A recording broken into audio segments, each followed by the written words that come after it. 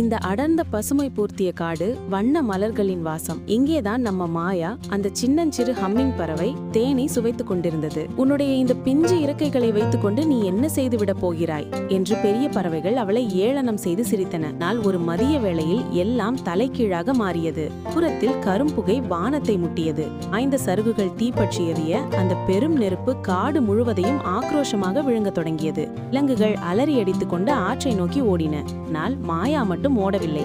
சின்னஞ்சிறு அழகில் அந்த பெரிய ஆற்றிலிருந்து சொட்டு சொட்டாக தண்ணீரை எடுத்து வந்து தீயின் மீது ஊற்றத் தொடங்கினாள்.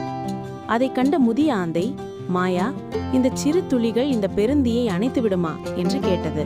அதற்கு மாயா மிகுந்த துணிச்சலோடு, நான் சிறியவள்தான், ஆனால் என்னால் முடிந்த பங்கை நான் செய்கிறேன் என்று முழங்கினாள்.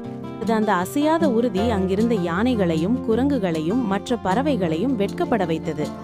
அடுத்த நிமிடம் யானைகள் தும்பிக்கையில் நீர் தெளிக்க, குரங்குகள் ஈரம் படர்ந்த இலைகளை கொண்டு வர, ஒட்டுமொத்த காடும் ஒன்றாக இணைந்தது.